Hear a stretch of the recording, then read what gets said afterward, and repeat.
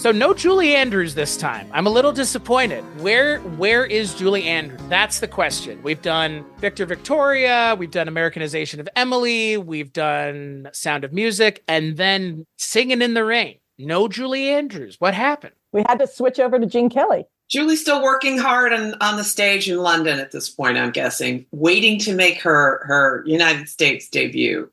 It's coming. She's coming. I will say, I mean, it's not like this movie doesn't have a two fantastic female leads of its own, but yeah, I will say I miss Julie Andrews being in this just because I miss Julie Andrews. I think that's more to the point. It's just I wish Julie Andrews was in most things, but Singin' in the Rain, not Singing in the Rain. I've made the mistake now of trying to type that in. It's like, nope, Singin' in the Rain. Gotta spell it right. But on this episode of the Culture Cast, a bonus episode of the Culture Cast, I am joined by the hosts of 80s TV Ladies, once again, Susan Lambert-Haddam and Sharon Johnson. Hi there. Hello. And yeah, if you're clicking on this episode, you know it has nothing to do with splatter films. Shocking, I know. We're talking about a movie, a modern classic film, one of, I think, a film that we'll get into it. I think there's going to be a lot of best of, if not one of the greatest films ever made, I think may get thrown around a bit. But we're going to be talking about 1952's, directed by Gene Kelly and Stanley Donen, the classic Singin' in the Rain. Gotta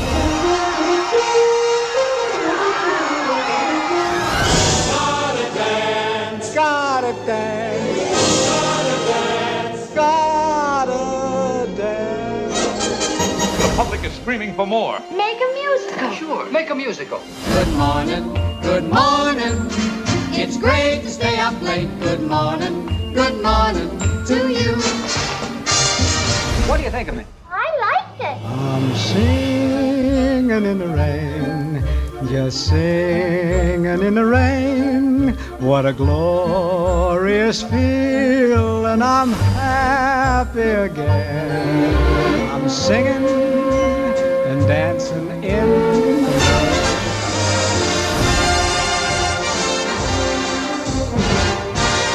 The show must go on.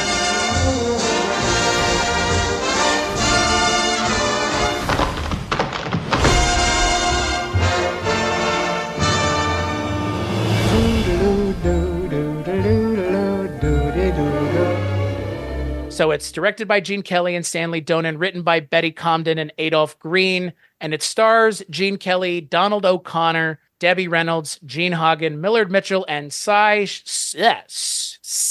And it's about some silent film stars who, they find out that, hey, talkies are coming, folks. And what happens when your voice doesn't sound very good when you sing? There's a lot going on. It is what are they called? Backstage musicals, right? Is that what this is called? A backstage musical? Yeah. A pretty good example, you know. Mm-hmm. But I'm going to kick it to you first, Sharon. What is your kind of history with Singin' in the Rain? Well, I've, over the years, seen most of the classic Hollywood musicals like this. I haven't seen them all, but I've seen almost all of them, I think. So I certainly had seen this one before. It's been quite a while since I've seen it. But I love Hollywood musicals from this time. The great singing, great dancing. Sometimes the storytelling is maybe an afterthought after the singing and dancing, but nevertheless, lots of fun, lots of great performances. And this one definitely falls in that category. What about you, Susan? I believe this may have been even your idea, possibly. Probably because I'm educating up Chris Dashew on the old classics. It's true. It's a blind spot of mine that is woefully never been addressed, Franco. Well, we're starting. This is one of my favorite films. It was one of my films that I loved. I'm sure the first time I saw it was on television, but it certainly when I got to film school, it was sort of one of the films and the film careers of stars that I studied from this film. So Gene Kelly, Stanley Donen, like I sort of discovered their career and films, other films in their genres, and from this because I was like, oh, I want to see more Gene Kelly. Oh, Stanley Donen directed this. What else did he direct? Onward and onward. So I'm a big sucker for musicals. Not all musicals. Like there's some musicals I'm like, I'm out. But this is my kind of musical. So it's funny, it's fun, and it's also, about love.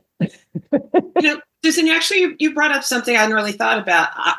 Out of all of the musicals of this era, I don't know that there are any that I've seen in a theater. Now that began to change in the 60s.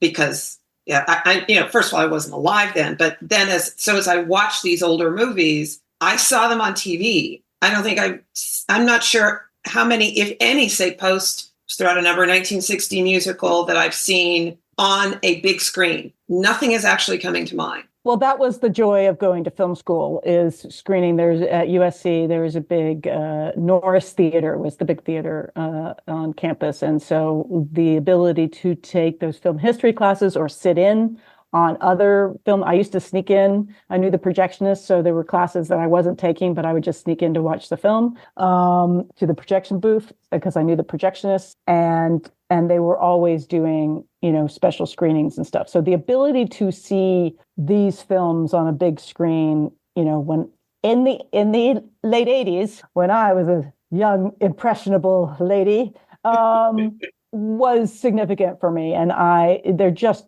beautiful. They're beautifully shot. And then when you realize how challenging it was to shoot them that beautifully, like with equipment that was not designed to move fluidly, and when you realize just what incredible camera work is going on to follow these dances so incredibly, it was really knocked my socks off seeing them on a big screen and the ability to do that. When we don't do that anymore, we watch everything on streaming now, and it's beautiful and it's great to have that access. But with some of these big films, it's always nice to see that big old screen.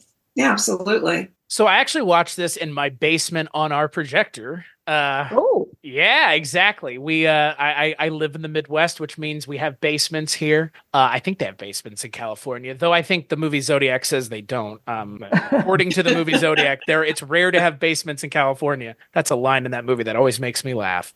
But I did watch this on as big of a screen as I could because, again, there's something about it that I think necessitates it, at least. I don't know, just the way this movie looks. It's hard to describe how beautiful this movie is, and just the way it's shot for the time it was shot, and the usage of color, and just, again, you've already both touched on it, just the amount of work that went into making this movie and making it what it is. And it's a movie that I was watching an interview, a very famous interview that William Friedkin did with Nicholas Winding Refn a couple years ago. And Nicholas Winding Refn, for whatever reason, said that his movie Drive and Only God Forgives were worth being mentioned in the same breath as Citizen Kane. And I forget what else. And 2001. And I remember William Friedkin goes like, get this guy a doctor because he's out of his mind. And I think about that often because it is 2024. And this movie is, in a lot of ways, just as good, if not better, than the day it came out in 1952. And I think it's just as important of a movie in a lot of ways because A, it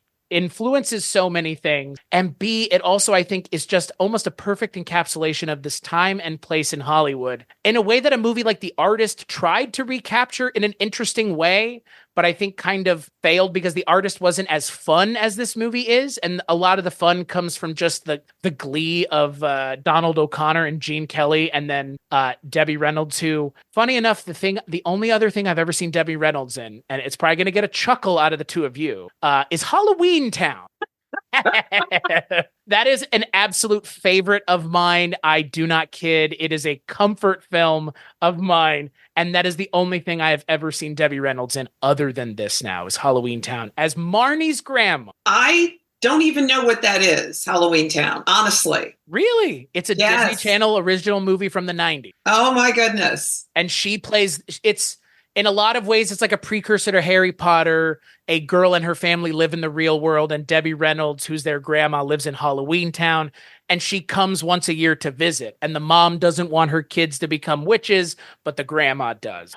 It's a lot of fun. And for for millennials my age. It holds a very special place in our heart because I want to say I was like 5 or 6 when it came out, and it's on Disney Plus right now, but Debbie Reynolds plays the grandma and she's adorable there. And here she's just as adorable, but for a different reason. Like, I don't know, this movie would be great without her in it, but it's amazing because of the presence that she brings to it. And just she seems so effortlessly charming in a way that like is, again, hard to understand in a day and age where we're all so cynical about movie stars and we know everything about all of them, and they can't just be movie stars anymore. This is a time and place where people were movie stars and that was a thing, and it's not treated that way anymore. And I'm not bemoaning it, but a level of mystique and mysticism surrounding the people that make these things is okay, because it makes them seem a little bigger than life, and in kind of effect it makes the things that they're working on seem that much more important. But if you can't tell, I enjoyed this movie immensely.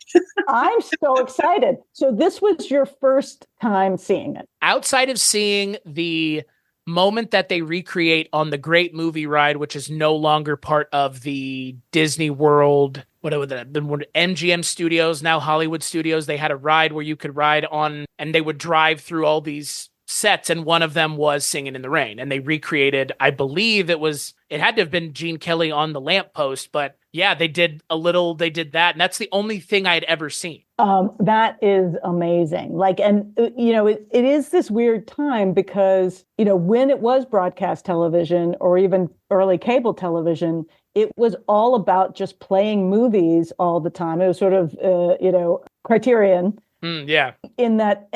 And they would, often introduce them with like, here's the classic from, Gene Kelly, and they would tell you who it was and what it was. And so you got introduced to these movies in a way that it wasn't just, oops, what's this DVD or what's this streaming or what popped up in front of me? TCM intros before the movies. Yes. Yeah. Yes. Yeah. You make it feel important because it is important. It kind of sucks to say this, and I know that people have kind of been saying it and I've bristled at it, but I kind of agree. In a lot of ways, all the good movies have been made in a way, like not all of them, but like, do you know what I mean? Like, it feels like a lot of the really important stuff has been made already, and we're just kind of responding to it. But like, they don't make things like this anymore. They make different things, but they don't make things like this anymore. And I know why people say that, and that's okay. But at the same time, it's a shame they don't make this anymore. Well, I agree. I agree that it is a shame that more things like this don't get made anymore. And we can just add it to the long list of things that don't get made anymore. For purely economic reasons, economics were a big part of movies from the beginning, and they made what made money. But nevertheless, show business. Yes, exactly. You have to keep the business part of the show business thing in mind. But I do miss this kind of spectacle, which is why, somewhat controversial perhaps, but I was so excited when La La Land came out or was coming out. And then I was bitterly disappointed when I saw it, because I thought, oh, this will be great. Somebody's making a musical and maybe they'll make people make more musicals. And then I went, hopefully not more musicals like this, because I didn't really care for this one. I like when people that don't know how to sing. That's really good. I like that a lot. And what's really strange is contrast that with Barbie, like a decade, or not a decade even, right? But 7 or 8 years later, and Ryan Gosling kills it in that movie, but couldn't sing a note in La La Land. Wait, I don't get it. I mean, he was better than Emma Stone in that movie, but the singing, yeah, I remember watching that movie and feeling the same thing. Like, man, I get what they were going for, but not for me. It did not work for me either. And again, I'm like, woo, movie musical. Right. I like it's not a musical thing at all. Like, but it was I had that moment. I don't know if you had the very beginning when it was on the freeway and I was like, this is going to be brilliant. Right. Oh yeah. And then it's like classic old Hollywood. Like that setting, that setup. Like you could see that in a movie like this, everybody getting out of their cars and singing. And the promise is never fulfilled at all in that movie. For me, it came down to the music in that musical. I didn't spark to it. Nope. So I mean that was probably the biggie for me, because I was so excited. I was so looking forward to it, and was just disappointed. So anyway, because I love Hollywood musicals like this one. I love the whole genre. I've seen most of them. And a lot, you watch this one and the music is just so great. Oh my gosh. Every song. Yeah. And the dancing, that number with Gene Kelly and Sid Charisse, my God, just amazing. Yeah. Again, they don't make them like that anymore, unfortunately. And what's even crazier is in terms of the music, these songs are brought in from other places for the most part. That's the other thing. I mean, imagine if Hamilton were as successful as it is without Lin-Manuel Miranda writing a single song. It's just we got it from everybody else's stuff. Like, that's the thing that was crazy for me is watching this. Outside of one song that I feel like sticks out like a sore thumb. But I love the performance. It's just it felt very Bollywood cinema to me to take like a 10-minute musical interlude with Gene Kelly. Towards the end of the movie, where he's like, let me explain to you how this is going to be. It's like, oh, you're going to just show us the whole thing for 10 minutes. I mean, Gotta Dance is fun. I loved that number, but it kind of feels out of place towards the end of the movie. It comes out of nowhere. But at the same time, like, I appreciate that this movie's like, well, we're just going to give him another musical number. Yeah, of course. Like, why not? But at the same time, again, I'm just surprised by the amount of distance and weight they give to songs that were not created solely for this film, which is not something that it's almost akin to a jukebox musical now, right? I mean, the same thing, kind of. I mean, Rock of Ages, none of those are the original songs. This is just a guess, but there were so many musicals being made, so many songs floating around, so many people working on all these kinds of things. I guess I could see where they'd kind of go like, oh, well, let's, it can find a place for them sometimes. And my memory is a little bit not what it used to be, but, because I did study this film a long time ago, one, at the time, people did that a lot more. They would just pick up, it was very sort of old vaudeville, right? Like it was the elements from vaudeville coming in, which is you just grab a song and do it in your show.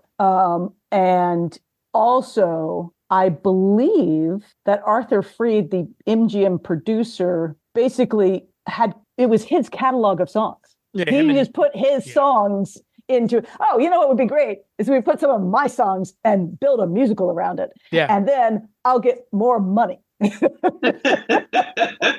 It was him and Nasio Herb Brown. Yeah, they were just like, these are all, and they ended up writing Make 'Em Laugh anyways. I think for me, Make 'Em Laugh is a really weird thing for me because I looked at it less as a musical number, but more as where a lot of the next 50 years of like practical stunt effects comes from this one musical number in Singin' in the Rain. There are things from Jackie Chan movies. There's stuff in there that they get from Teenage Mutant Ninja Turtles, even cops from the scene where he's fighting behind the sofa with the dummy. I mean, they cop that in the second Turtles movie at the beginning of the movie. And it's just crazy to me because so many things come from one scene of again, not even Gene Kelly. It's Donald O'Connor doing that entire scene. And I mean, again, for me, it's in a movie with standout numbers, it's the standout number, but that's not even fair to the other standout numbers in the movie.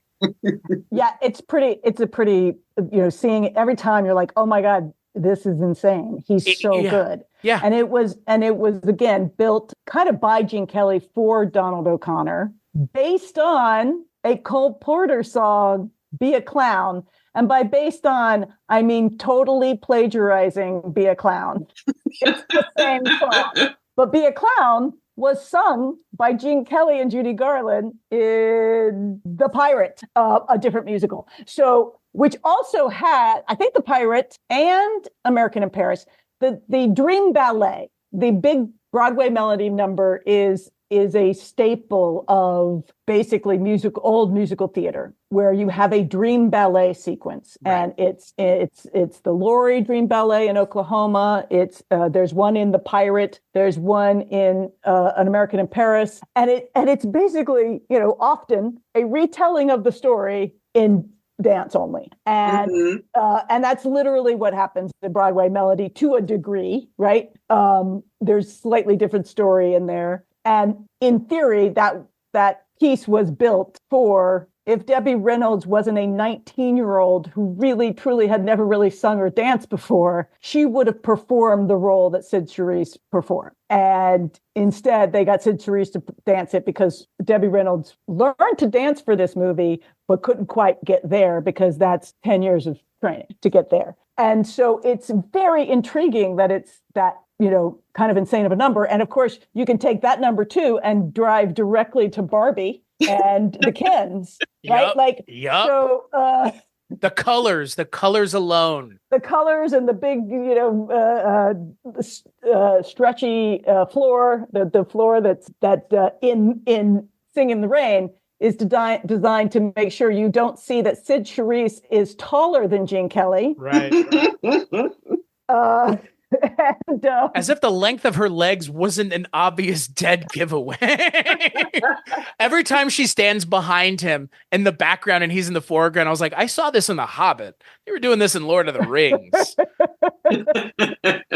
She's standing like 20, 30 feet from him at some point. Like she's way back there. And she's barefoot in the ballet sequence, in the dream sequence inside the dream sequence. Right. That's why I said it reminded me of Bollywood cinema, because that's the only other time in recent memory I've seen a dream sequence inside of a dream sequence. Like it's, sure. It's so great. That's the thing. I loved great. it. It's just, what's weird is, as I had never seen something like this before, I wasn't expecting that interlude to take place. And so I enjoyed it for what it was, but now listening to you explain it and also understanding the significance of it, it does stick out, but not in a bad way. It's just like the movie takes a literal break. Mm-hmm. It's just like, we are taking a break now. You understand that we are taking a break. I have made it clear to you we are taking a break, and we are going to spend 15 minutes. Because it's 15 minutes long. But it goes the gamut from, again, pretty much retelling, I guess, Gene Kelly's story from the entire part of the movie, at the beginning of the movie, I guess, right? Yeah, he's a hoofer who comes to town and then meets up with the wrong gal. And then, which is, again, in the flight, like, it's so weird. It's really, Sid Charisse they're both spectacular, but Sid Charisse is really amazing. Yeah, she's anytime, any of the musicals that she's in, I'm there for, because she's just an incredible dancer. And I could have watched just that the whole time. I have to admit, I'm a sucker for great dancers and great dance. So, and I have to say, I'm just going to jump right forward. Speaking of great dancers and great dance, the American in Paris stage musical adaptation, I think, is great because of the dancing. I'm just jumping like, one Gene Kelly movie over, and then the stage adaptation done very recently, which is just incredible dance in the big version. So I highly recommend it if you see the touring production. I've seen no other Gene Kelly anything. Also, this is This is your first Gene Kelly? Yes. Oh my goodness. It's a pretty good one. I think just a little bit.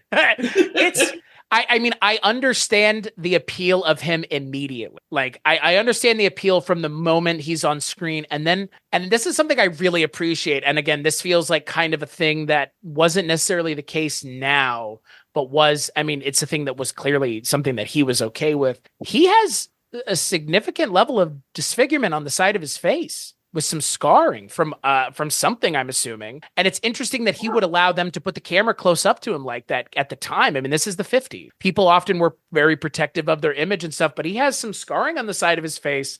And I appreciate that he was not unwilling to be having close-up shot. But this is also someone who, again, y'all's reaction to me saying I'd never seen a Gene Kelly, I think speaks volumes to his level of importance to, I guess, the genre of musicals, but also just dance in this country in general, in terms of like taking dance seriously and trying to elevate it as an art form. Well, what about Fred Astaire? Have you seen any Fred Astaire movies? Mm-hmm. Oh my. Okay. I know he's more of it's more of a technical prowess and more of the kind of, I guess, what the not ballroom, but a little bit more elevated, I guess, not for the common man as Gene Kelly was for, as I think. Well, yeah, Fred Astaire was elegance and refinement, and Gene Kelly was masculinity. That's really kind of how they were perceived in terms of their dance style back in the day. interesting. So that little scar was what gave him, part of that appeal. Like he played the pirate in The Pirate. I like that, though. I like that he didn't stray away from that because, again, I could totally see another person at the time being very conscious of that and not allowing them to do close-ups. But I don't know. There's something just so appealing about Gene Kelly. Just the moment he gets on screen, I don't know. He seems like the thing I will say, and I know that he seemed like very much a tough customer because he was so serious about his craft, which I understand. Totally get it. He just seems like a genuine human being the way that he portrays the character. I don't know how close to the real person the character in this movie is, but he's obviously a very private person by everything that I had read, but he seems like also a decent human being on top of being very talented at what he does, which again, not that should matter, but in a time and a place in this industry, sometimes decent people are hard to come by, unfortunately. So I will tell you my Gene Kelly story. It's very short. I met him once at film school, and I also was in the elevator with Donald O'Connor in a separate incident and walked him into the classroom where he was going to be presenting. And then I went into the booth and watched. But both were incredibly kind and wonderful and a great experience. It was a brief introduction. However, I also knew Gene Kelly's son, Tim Kelly, because he went to film school. He was older than me. The very first student film that I worked on as a production assistant was Tim Kelly's student film. It's wild. And so I remember like sitting, and we were shooting a night scene and a stunt of somebody going out a window, and I was flashing the neon light on and off, and I'm like, I'm living the dream. I was 17 years old, and I'm like, this is the greatest moment of my life. There's Tim Kelly. Apparently, Gene Kelly's his dad. Apparently, this is going to be my life for the rest of and I'll just be flat. Tim Kelly, super nice. Again, my brief interaction with Gene Kelly, super nice. But a lot of that era, who knows who they were, off their world, but they knew they were sort of always on stage, right? Right. They were raised in the studio system. And so I think they traveled that studio system mostly because they wanted to work. And the ones that took that work seriously took also the idea of being upstanding gentlemen very serious. That's my understanding from the people that I met, usually at USC when they were coming to speak or do something, that it was part of the job to be a decent human being and to also be, presentable as, to the people. Right. As it were. But I also heard that again, and Tim Kelly as the son of a giant star was one of the more normal children of stars that I have ever met. Well, and I would say some of the people that I would say are Gene Kelly's contemporaries maybe weren't such good people. Bing Crosby and Danny Kaye, I think, are in that conversation. That's true. That's yeah. true. Well, that's the thing. But what's funny is, again, reading the stuff about Gene Kelly, especially him working with Debbie Reynolds, like I can't imagine being her and being like, and I have to do what with who now? Oh, great. Oh, good. It's like running out onto the field and being asked to catch balls from Tom Brady and being like in a the first Super Bowl. Yeah, it's Super like Bowl. God. No, I'm good. Like I think I'd rather just die now. Like, but that's the thing. Debbie Reynolds, I think, in a lot of ways, like outshines almost everybody in the movie by how good she is and how much she rises to the occasion because she's fantastic in this movie. She's totally and the fact that it's like she was just dropped. There's no excuse for her to be that good. No, given that, and you're like, what a risk in some ways. Except that she must have again had that presence that you're like, she's going to be great. Because from everything you read, they were like, she can't dance, and Gene Kelly's like, I'll teach her to dance. And please, God, if Gene Kelly's the one teaching me to dance, like, of course, I would take the opportunity to learn how to dance from Gene Kelly, right? Yeah, but it also sounds like she was pretty miserable. Well, yeah, Debbie Reynolds, and really, really didn't have a great time, but clearly learned a lot.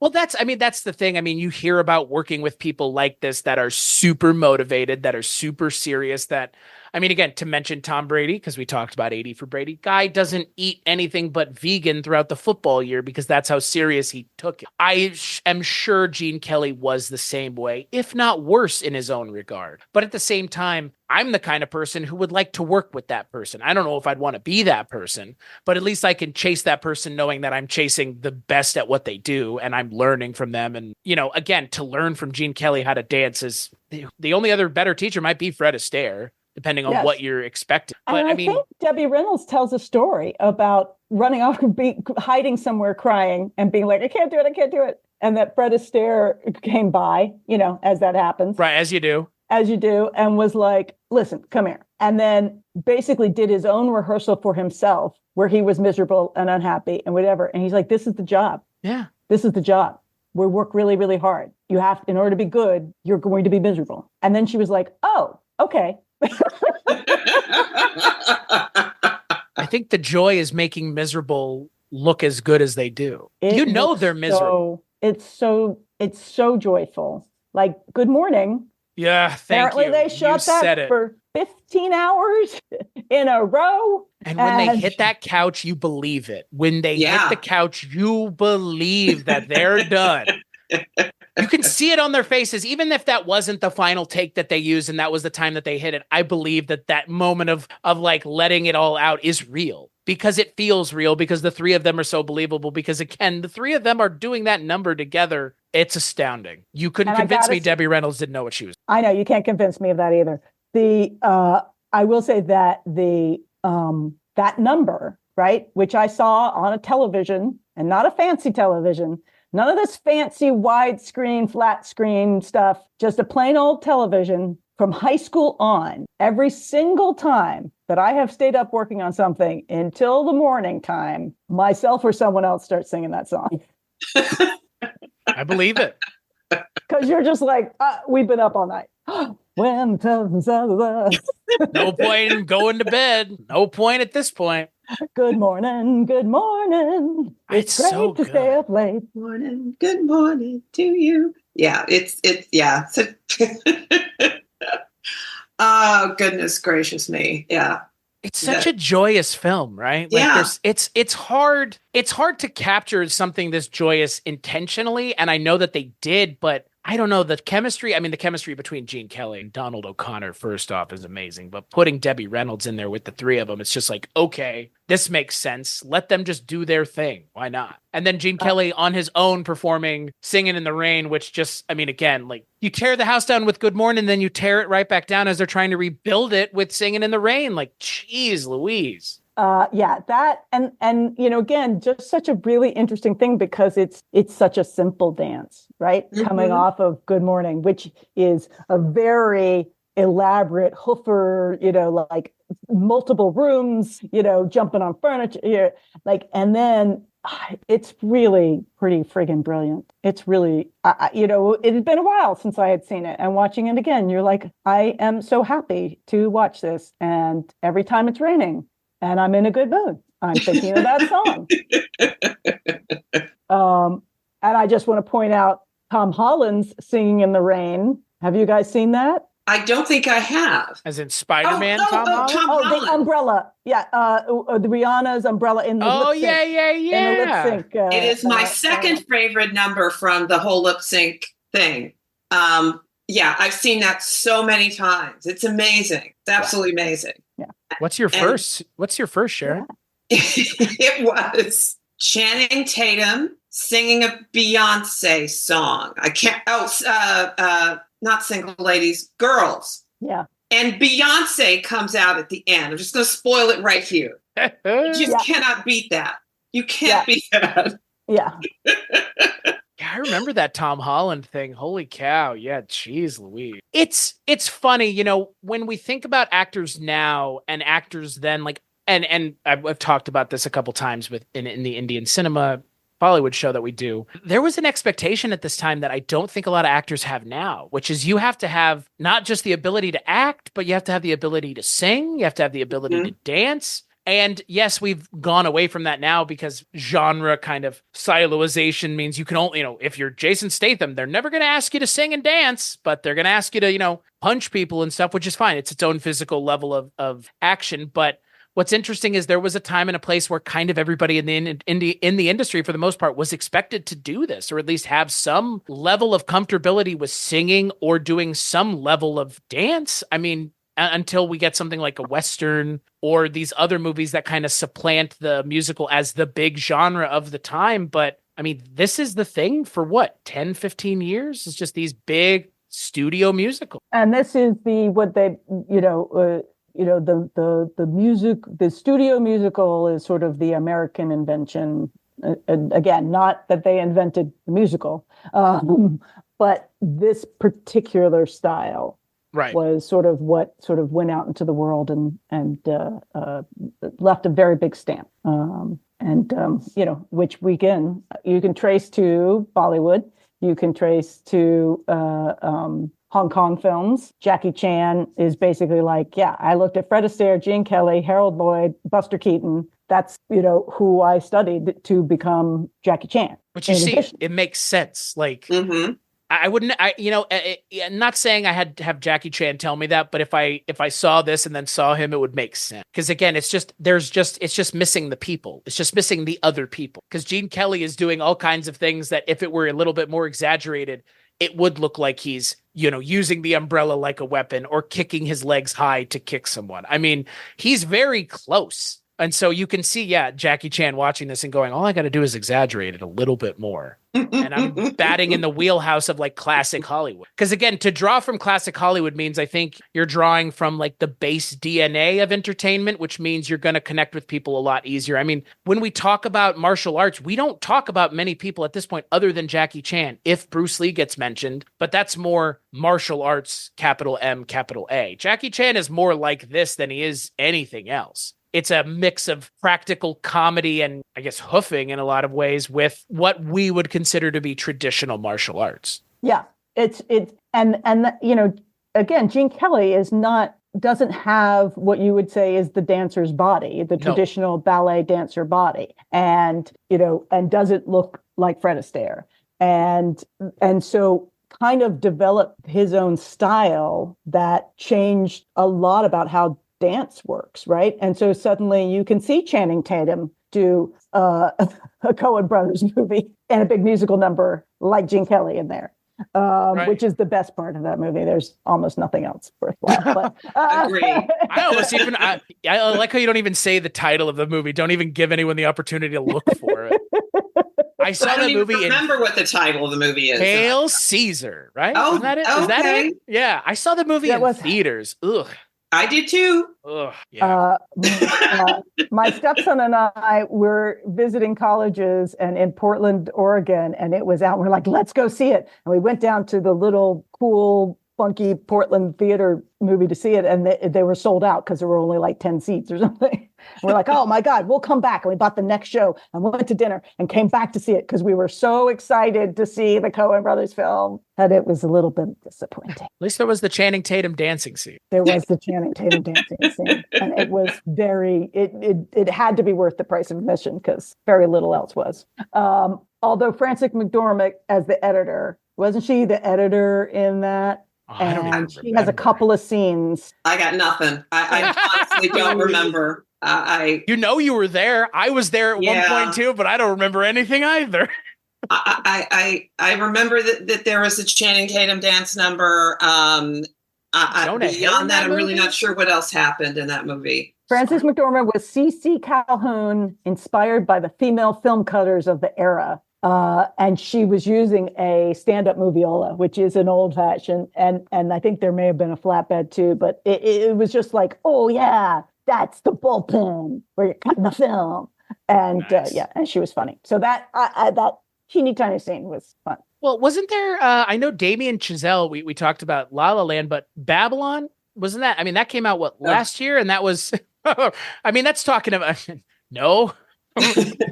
No, I didn't even make it past the first 15 minutes. I just when I'm out, I can't. This is not for me. It's Is fine. the first 15 minutes with the elephant poop? I have no idea. Okay, because there's apparently something about an elephant in that movie. I didn't look into it.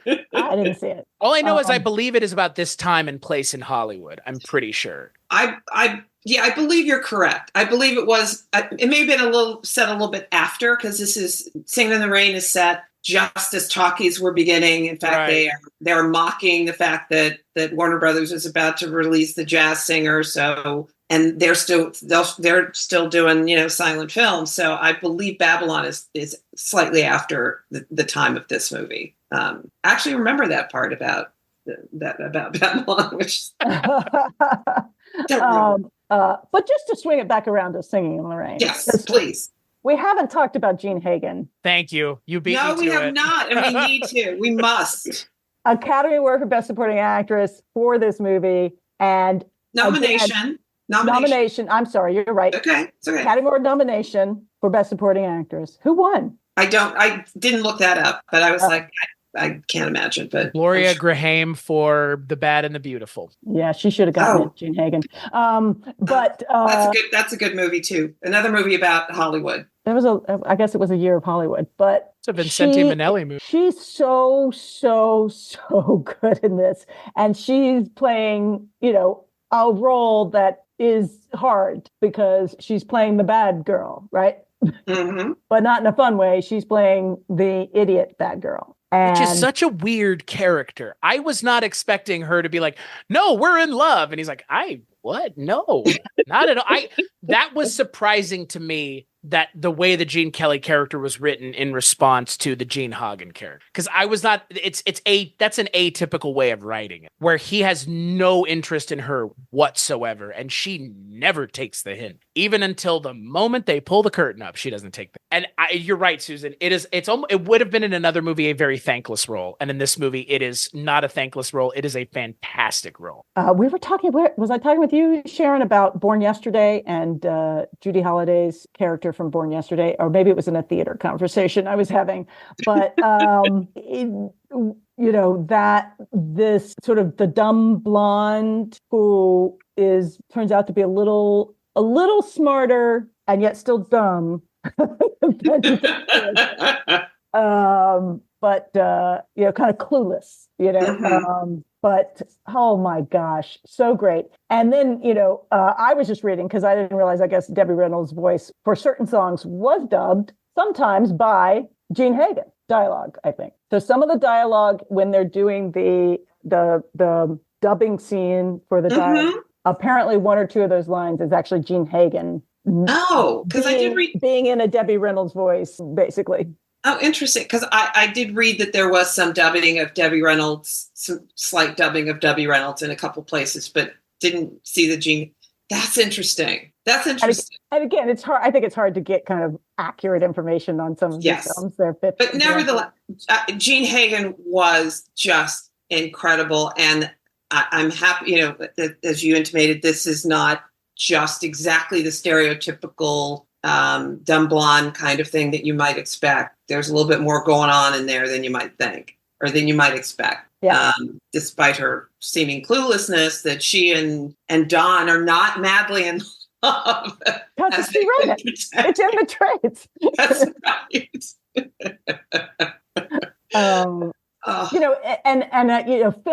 Film lovers love this film partly because it's about filmmaking, right? Sure. And I would say arguably one of the more successful films about filmmaking, because there's a lot of films made about filmmaking. Most times people don't care. Mm-hmm. Or only the industry. Only the industry industry cares. loves a movie about the industry. I mean, yes, it does. That's why everybody thought La La Land was going to win. That is why we all were like, oh yeah, La La Land won. Makes perfect sense.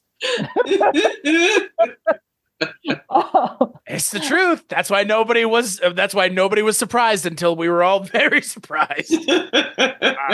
Doesn't it feel like the last 6 years things are just wheels are just coming off all buses, right? Like, I kind of wish I lived in a world where Moonlight had just won outright and La La Land hadn't won by accident to begin with. I want to know what that timeline's like.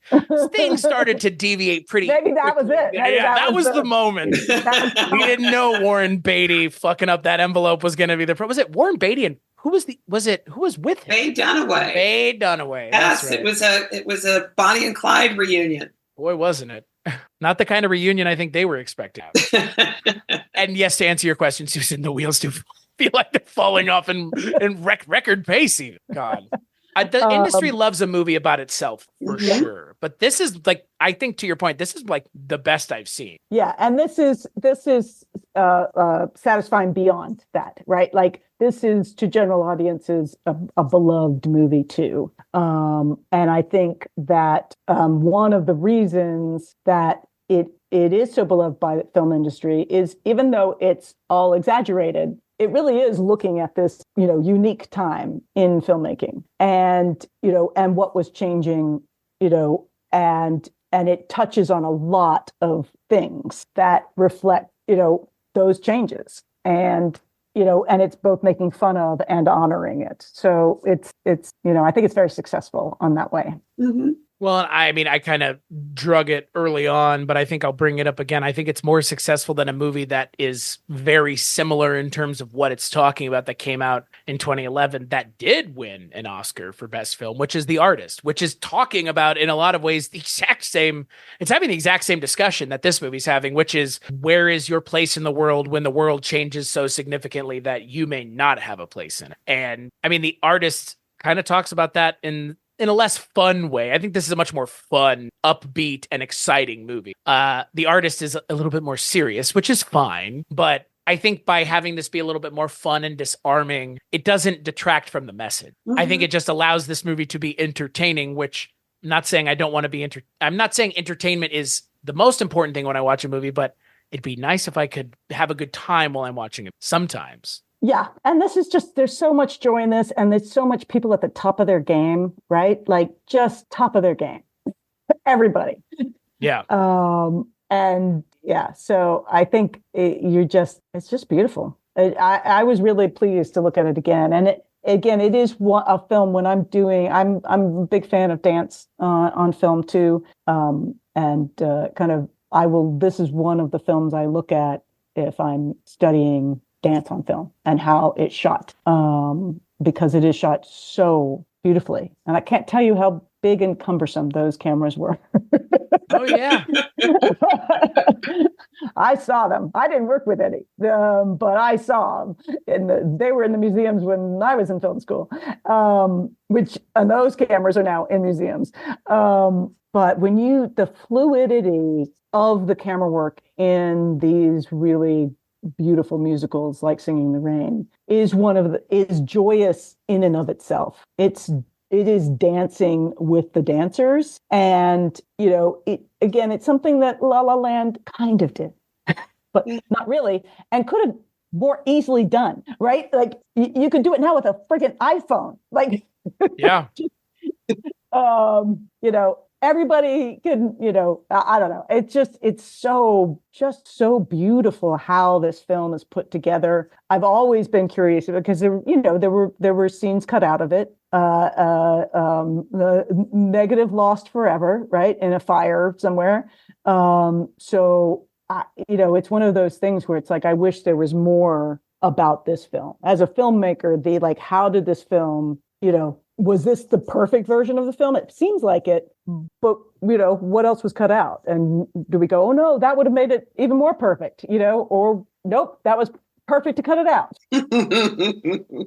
I'm kind of shocked that we didn't do this episode earlier, the three of us, given that Rita Moreno is in this movie. I know. That's so great. I'm glad you brought that up. Towards the end of the movie, right? At the beginning. She's also the one that outs what they're doing. She's the one who tells Gene Hagen and brings Gene Hagen and they're like, oh no, they're dubbing your voice and everything. Oh, what a good friend you are, Zelda. Which is a great line. Like, what a good friend you are. Like, you're a pain in the ass. Jeez.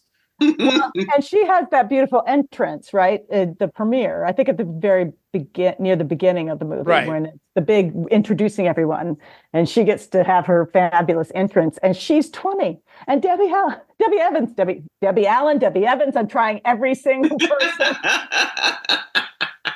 Debbie Reynolds? Debbie Reynolds. You know what? It's a good thing I'm not president of the United States. It'd be a real problem if you were.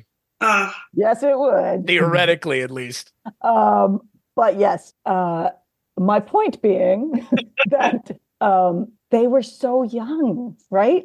Rita Moreno was 20. Debbie Reynolds was 19. I think Donald O'Connor was even pretty young. I think he was like 10 years younger than Gene Kelly in this film. You know, I hadn't even looked at that. He was born in 25, so he would have been Late 20s. Yeah. Early mid-20s. Yeah. Yeah, that's right.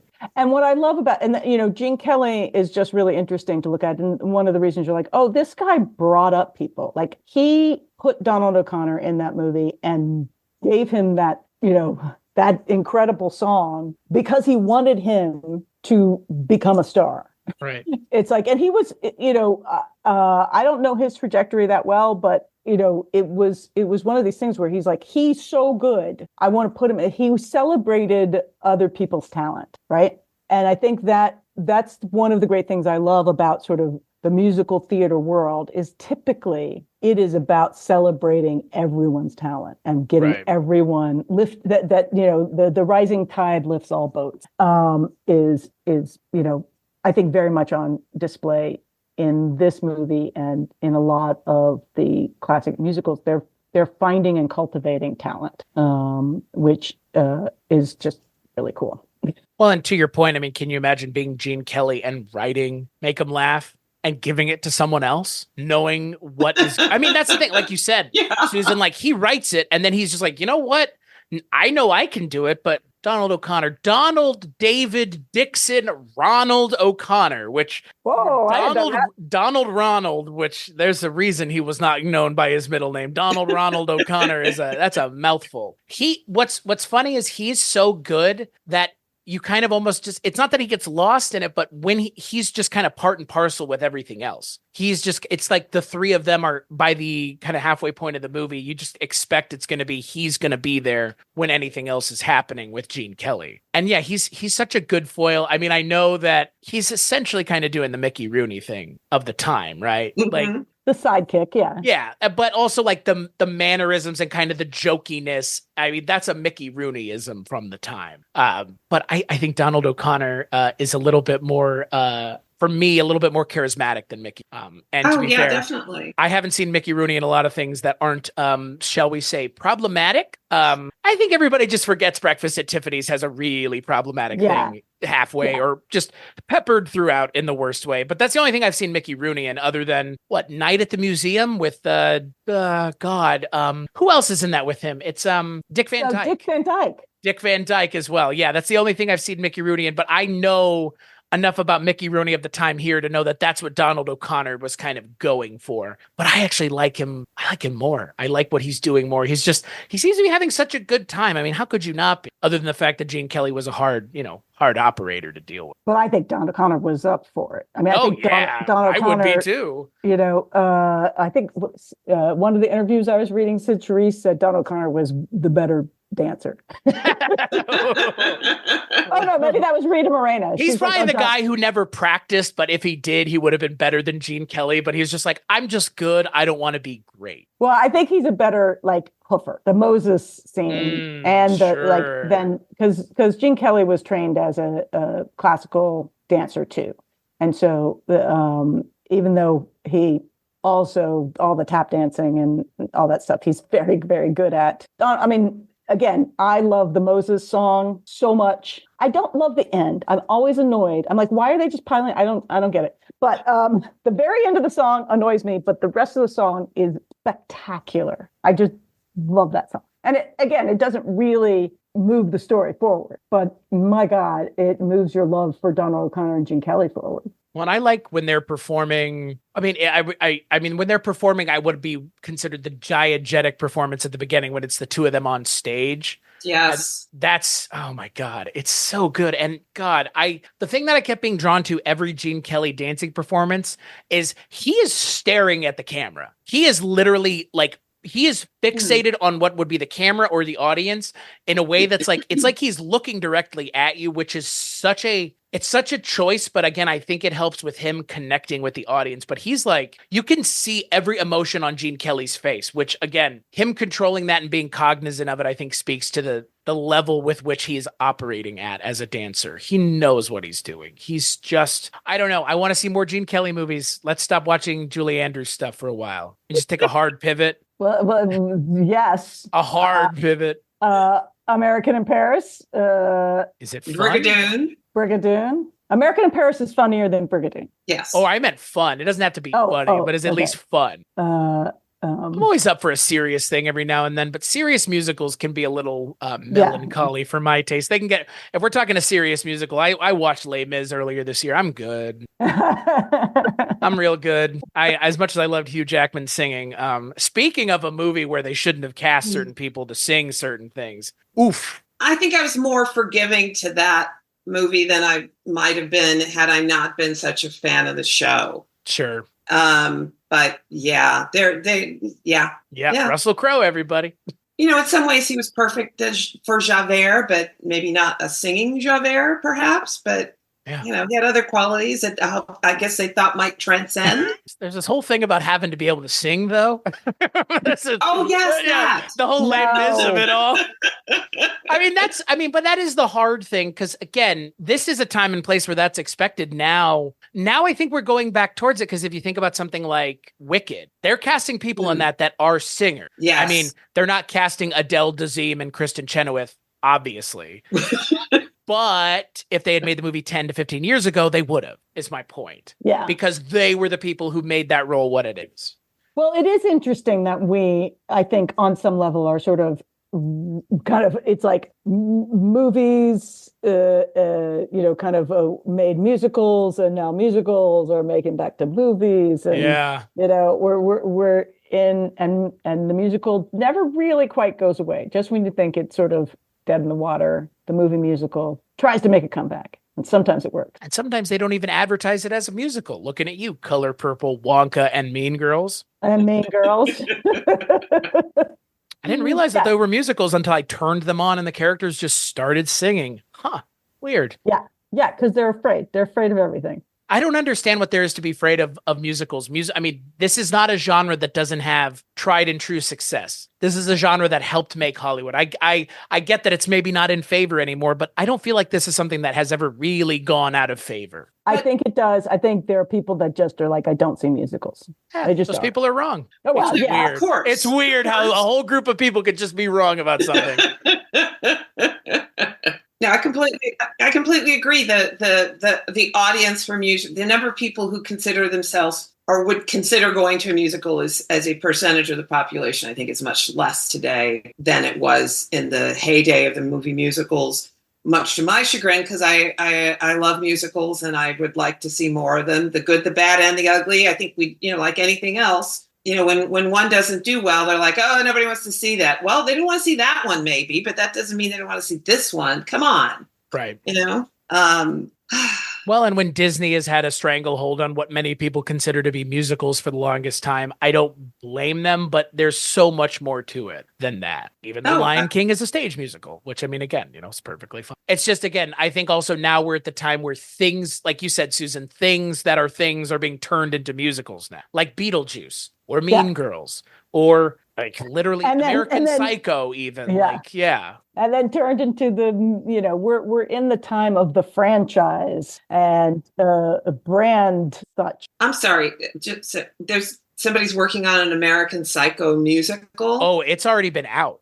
It's been out for a couple years. Yeah, it's not great. The music is not good. I've listened to the entire recording. It's like, it's fine. It's odd. It's not at all what I thought it would be. But yeah, American Psycho, the musical, Evil Dead. I've seen Evil Dead, the musical in Vegas. It was fun. There's a splash zone. They shower the audience with blood.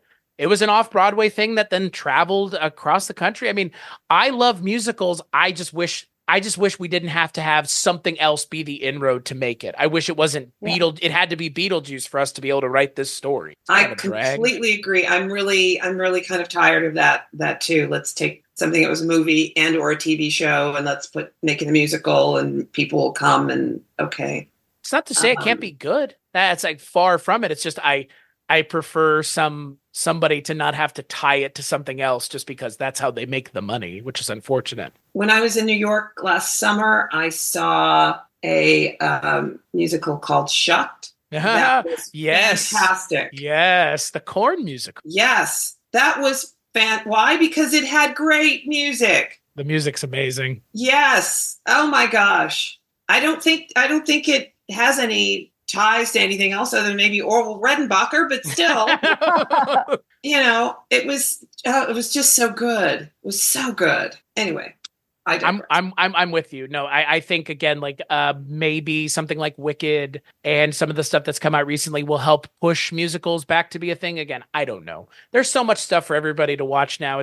You can watch anything that you want, and that's why anything can be turned into a musical at this point because there is so much of just everything out there. Yeah. Well, there's what's the television show based on the romantic novels? That was huge hit. Shondaland, not Brigadoon. That's a musical. Talking about the one where the woman travels back in time by accident? No.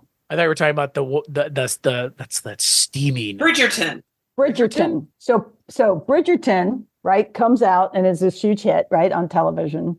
Meanwhile, over on I think TikTok or Instagram, there's these two gals who start doing the musical version of Bridgerton, and it becomes hugely successful because they're just being funny, and then they just keep going with it, and people are like, we want more. So they Ratatouille the musical? They write a whole musical, and then discover they don't have the rights to it, and everybody's shocked. I tell you. Did that, am I remembering correctly, did that happen during the pandemic? It did. They were just like, we got to do something, so we're just going to do this. Same like Ratatouille the musical. Ratatouille the musical was the same thing. It was like a TikTok. There was a thing on TikTok. It was Ratatouille the musical, and it was like a bunch of creators came together to create it. It was similar to what you're talking about, Susan. I remember it was like a thing and it was again during the pandemic when nobody had anything to do. Man, shutting down the world completely for like 2 years that's what the world needs again. It's just everybody, let's just sit in our houses and be creative. Universal basic income and make some stuff. Yeah, exactly. Making all kinds of stuff. No, I think the better thing to do is just ban TikTok entirely. We pick and choose what kind of communists we like here, okay? Some are okay and some are not. The ones that use TikTok are not, okay? Okay. Let's just make sure we never get a vote for someone under the age of 8, under the legal voting age ever again. Very smart. I love the idea of crowdfunding musicals and creating a musical from a community of people that love it, because that is why these are successful. And the people who work in the musical industry, I'm sure you will both tell me they love it as much as they do anything else. They are in the industry because they love it. You don't get into musicals if you don't want to be there. I mean, Lin-Manuel Miranda hates musicals, I'm sure. Right? Like, you know what I mean? Like he does it because he loves it. And I feel that with so many of the people in the musical industry, even the ones that are doing like Beetlejuice, the musical, as much as I dragged it by saying I don't like IP musicals, it has some great music. The opening song in that musical is amazing. I will admit it was better than I was expecting. I had a subscription to, Pantages Theater at the time and went, okay, I'll go see it. All right, this was pretty good. But there were others where I was like, I just don't know why this is okay. That was in the title, but okay. We're in a funky time, but there's just nothing like the craft of a movie like Singing in the Rain. I mean, I'm thinking about it and it's like, yeah, I mean, I think you may have seen the best Gene Kelly movie, as a movie. Yeah, I mean, probably. When this was one of the first 25 films in the National Film Registry, I don't know if, I mean, I'm not saying An American in Paris isn't worth watching, but if you're saying this is the mountaintop, I would believe we probably should have started with American in Paris. Don't just watch Singing in the Rain. Because here's what happens in the other movies that he does, there's amazing numbers. There are numbers that may be arguably better than numbers in Singing in the Rain. But as an entire piece, I'm going to say that Singing in the Rain, we may have started you at the top. Now, I'm not saying they're not worth it. Yeah. American in Paris is totally worth it. The performance in that movie, amazing. Again, there is a little creep factor to all of these movie musicals where the guy is like 35 and the girl is like 19 or 17 or something. I wasn't creeped out by it in this at all. Should I have been? No, because she doesn't seem like she's 19. Yeah. Right.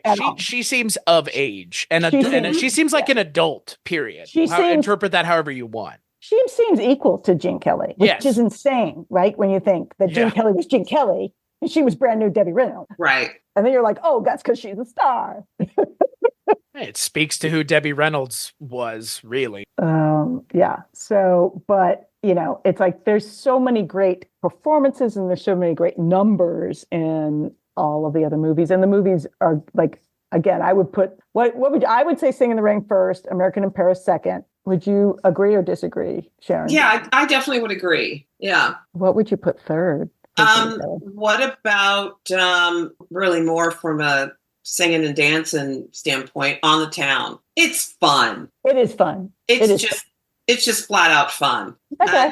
And you get to see some parts of for some reason of Los Angeles that like they go to the Hollywood Bowl and dancing around there. I mean, it's fun. It's fun. That I will say, I wish there had been a little bit more of Hollywood shown in this movie, just to see it of the time. Because, like you just said, Sharon, like there is also like a time and a place of this movie that can never be replicated. But to be fair, this movie's set 30 years before when it's taking place, when they're filming it. So I understand why they would not have been able to go and do that. And it's all on a lot because everything was very controlled in order to, you can't be doing, La La Land. Do that now.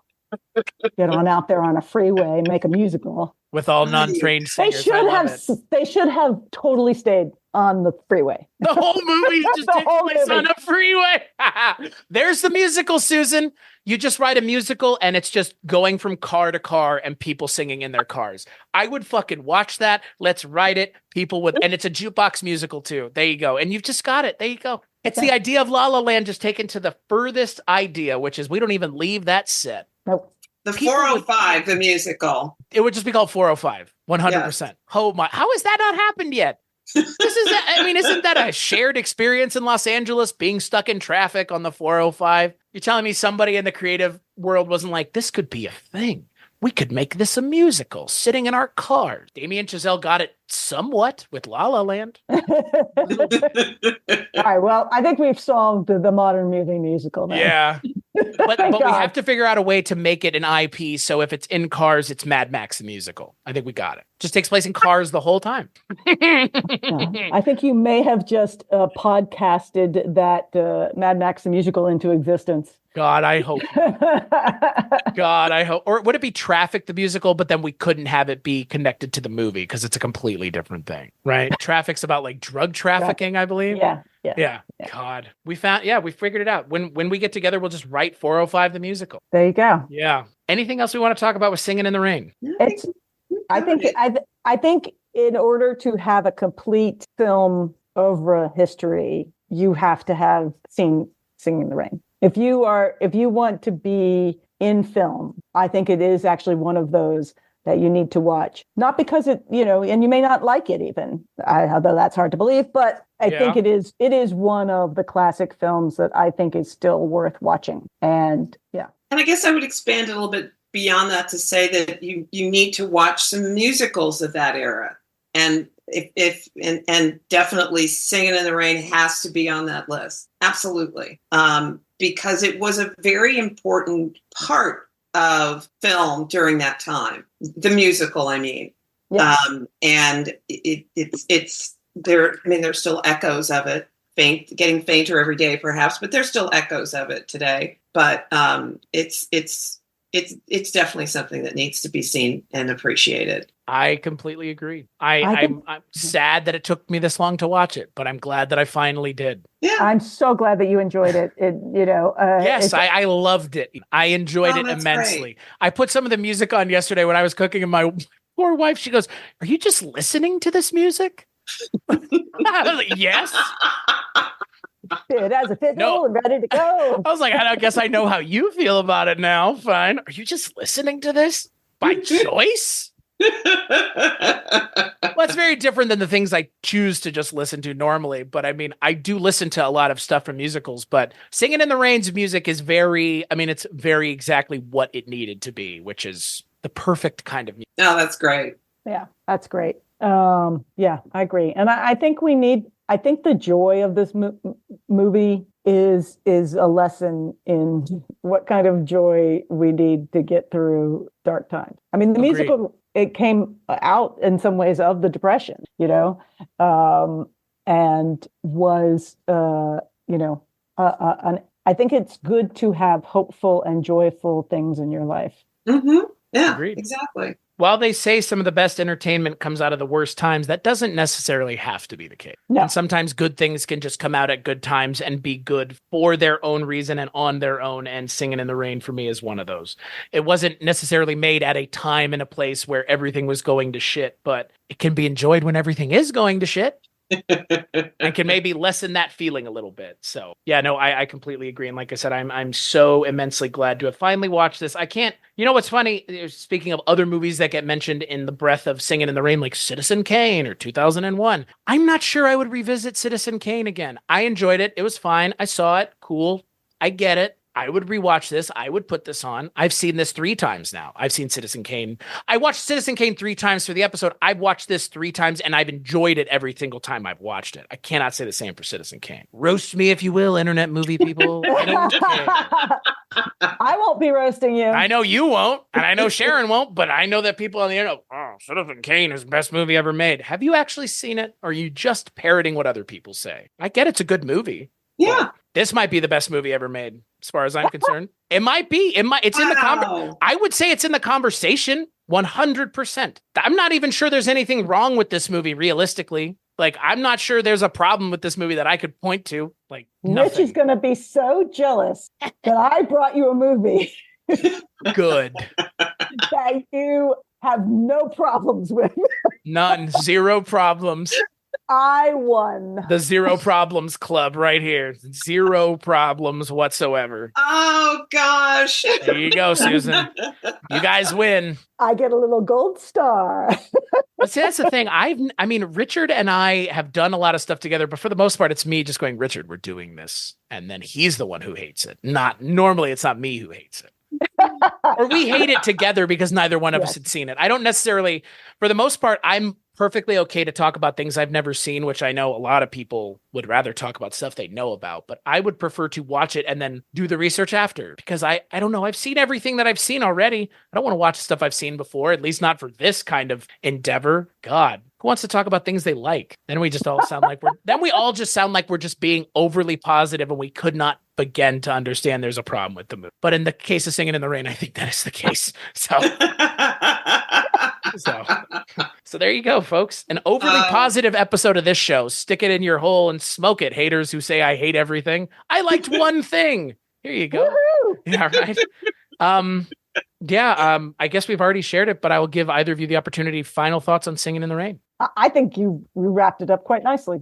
Yeah, I don't think there's anything else I need to add. Cool. Well, until the next time the 3 of us do an episode together, and possibly joined by Richard even, where can people find everything that y'all work on? We're the co-hosts of podcast 80s TV Ladies, where we look back at female-driven television shows from the 1980s from a modern feminist perspective. And we're currently in the midst of our moonlighting re-examination. And we've got lots and lots more 80s TV to talk about. So go to 80stvladies.com. Check us out. That was flawless. I'm impressed. You guys finished each other's sentences perfectly. As for me, you can find me at weirdingwaymedia.com along with all the other great shows, including 80s TV Ladies, Feminine Critique, The Projection Booth, Twisted and Uncorked, I could keep. naming at podcasts, but you should just go find them for yourself at weirdingwaymedia.com. As for this show, like, rate, and review wherever you get it, more than likely iTunes. Sharon and Susan, thank you so much both for joining me. This has been fantastic. Until the next time, it's probably not going to be a perfect movie, but it could theoretically, I guess. If it's a Julie Andrews movie, it's probably going to be at least good. Yeah. Yeah. Wow, you want another Julie Andrews. I kind of do. I'm okay with that. I would be okay. Can it be the Princess Diaries, though? Sure. Yeah. Let's do it. Wouldn't that be an episode? That would be something. Sure, why not? Yeah. Let's do it. Yeah, sure, why not? Yeah. I worked on that movie. I met Gary Marshall on that movie during that movie. Good of a reason as any. So yeah, I guess maybe the next time you hear the three of us, we'll be talking about the Princess Diaries. So until then, we'll catch you on the next episode.